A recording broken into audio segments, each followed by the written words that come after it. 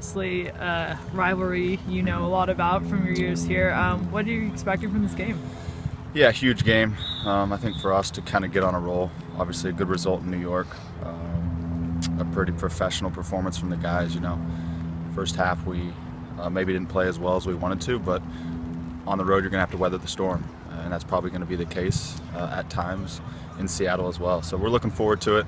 Ready to get on a roll and start jumping up the standings.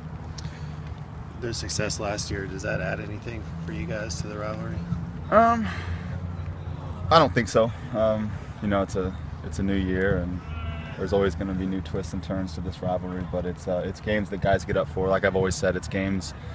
These are the games you circle early on in the season when the schedule comes out, and you look forward to. And I think there's definitely been a buzz in the locker room and on the field when we come out to train this week that makes it a bit different.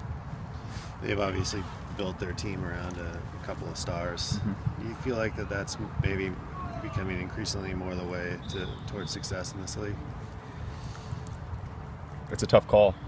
Different teams do it in different ways, and they definitely have some dangerous guys in their attack that we've got to be aware of.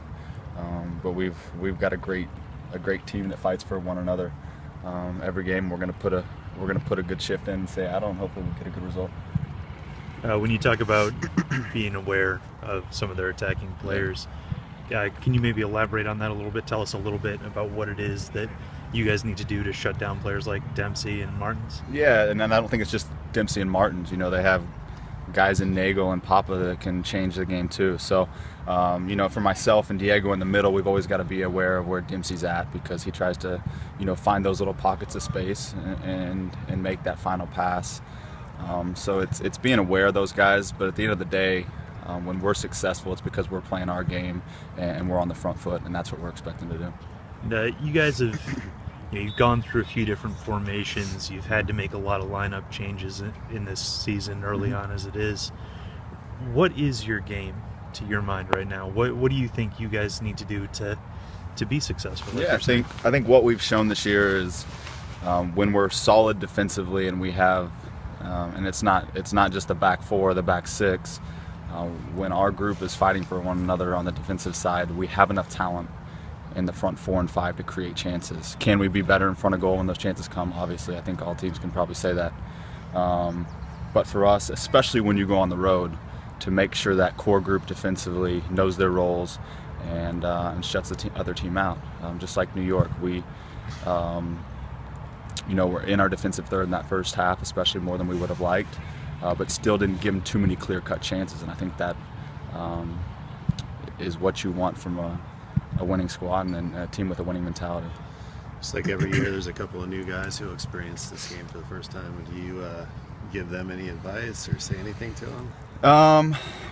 Haven't spoke to the new guys yet.